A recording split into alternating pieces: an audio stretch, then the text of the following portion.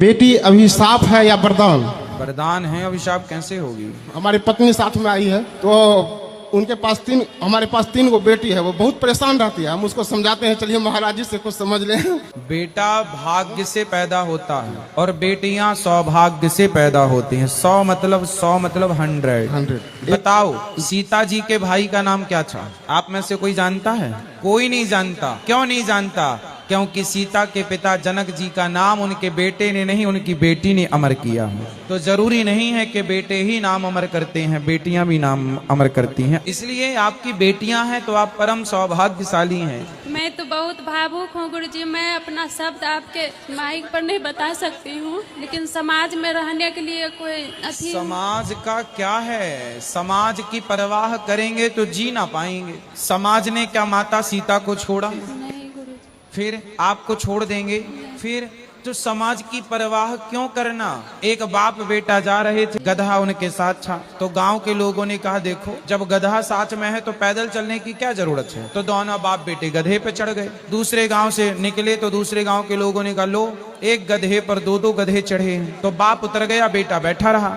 तो लोग बोले, लो कितना घोर कलयुग आ गया। बेटा गधे पे बैठा है, बाप पैदल चल रहा है। तो बाप बैठ गया, बेटा उतर गया। आगे के गांव के लोगों ने कहा, राम राम, घोर कलयुग आ गया। कैसा निर्दयी बाप है, गधे पे बैठा, बेटे को पैदल चला रहा है। तो दोनों उतर गए।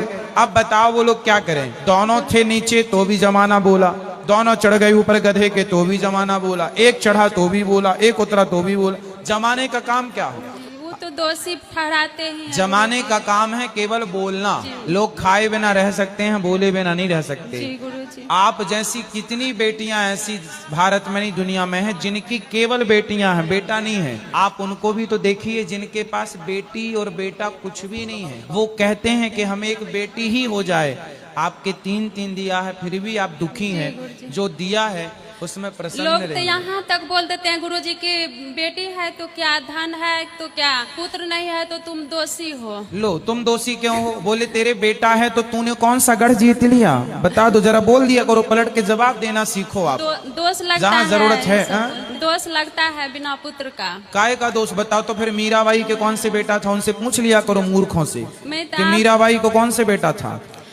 यशोदा मैया के बेटे का नाम क्या था? यशोदा मैया का भी खुद का जाया बेटा नहीं था, मीराबाई का भी बेटा नहीं था। तो क्या बिना बेटे के गति नहीं होती? समाज में इस अज्ञान का आप लोग इलाज करो। से मुझे वचन दो कि आज से आप रोएंगे नहीं, इस बात का दुख नहीं रखेंगे कि हमारे पास बेटा नहीं है, बल्कि इस बात की खुशी मनाएंगे कि हमारे घर 3 लक्ष्मियां हैं।